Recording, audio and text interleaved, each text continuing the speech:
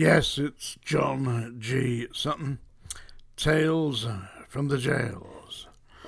I want to talk today about the Freemasonic movement or brotherhood that operates within the prisons, or it certainly operated within the prisons when I was there, and basically how they control the system within the walls of HM prisons. It's a complete corruption of authority, and basically what it amounts to is the Brotherhood are actually holding positions of power, of authority within the structure, the hierarchy of HM prisons, and are manipulating this to their own ends, i.e. the people who are in the movement, in the craft, in the Brotherhood, get themselves into certain positions of authority, like as the governor perhaps, or the chief officers and principal officers, and they're promoted by their friends who are in the Brotherhood, and they then move forward and enable the people who are of the craft to do practically what they damn well please. I was at the Scrubs, and I know that people have said this is not likely to have happened, but believe me, I was there and it did happen when one particular governor was helping himself to inmates off the landings, taking them down to his office, and whatever he was doing with them there was between him and the inmates.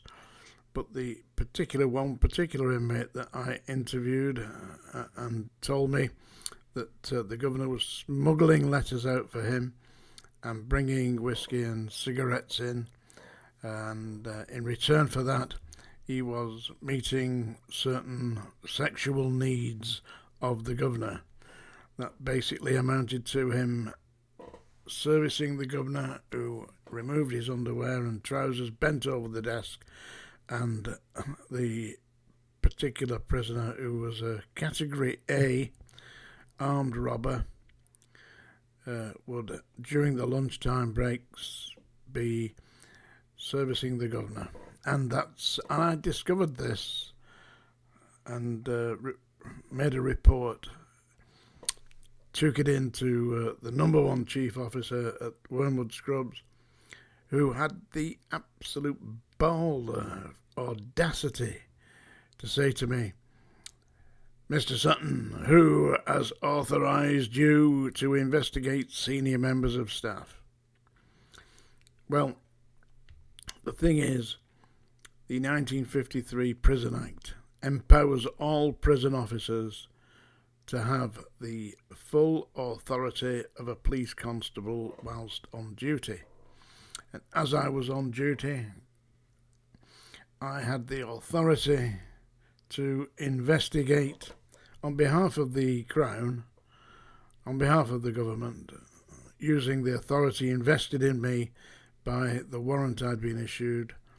And so I advised the chief officer that I did not need his permission or anybody else's permission, because I had a warrant card that empowered me to conduct the investigations, and that as I was now reporting, an offence, then it was up to him to deal with that.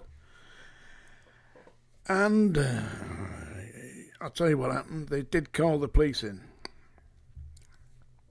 They called the police in, and I was patrolling the landings at Wormwood Scrubs, and a number of the prisoners came up to me who knew me, because I've been there for a while.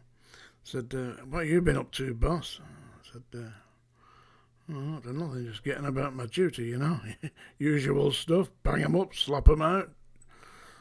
"Oh no," they said, "you've definitely been up to something. There's two very senior CID police officers downstairs calling prisoners in one at a time and asking them questions about you. Not about the governor, about me." What they were doing was investigating me with a view to actually prosecuting me for some trumped up charge that they got. Now, who would have done that? Well, it transpired, I made some inquiries. The governor was a Mason. The chief officer that I'd reported him to was a Mason. The governor of the prison was a Mason. And I wasn't a Mason. So no matter what my warrant card said, no matter what my position was, I was about to be stitched up. Seriously, if you're interested in this subject, listen and watch the Sean Atwood interview on the 7th of November. That's this Monday at 6 p.m. I'll put a link down below so you can click to the advertisement for this. Do listen to it. And on the following day, on the Tuesday at 8 p.m, Sean Atwood and I will be doing a Q&A, so you can actually send in your questions and I will do my best to answer them. That was just one experience I had at Wormwood Scrubs. Another one involved the one of the chaplains at the Scrubs, one of the vicars who attended. I caught him one Saturday. He was about to enter the cell and get one of the younger inmates to indulge in fellatio. For all those who don't know what fellatio is, it's sucking his dick. And that's what the inmate explained to me he was about to do, and he was dressed up as a choir boy, which everybody knows you're not allowed to take the supplements out of the vestry from the church. You can't bring it into the main prison, but he was dressed as a choir boy, and that's what he was doing. I said, what the hell are you doing that for? And he eventually told me, very emotively, that he was required to get down on his hands and knees dressed as a choir boy and gobble the todger. Anyway, you can watch more of that on the Sean Atwood channel, True Crime, on Monday the 7th. Yes, folks, it's that song dinger time. But I'm not going to sing to you.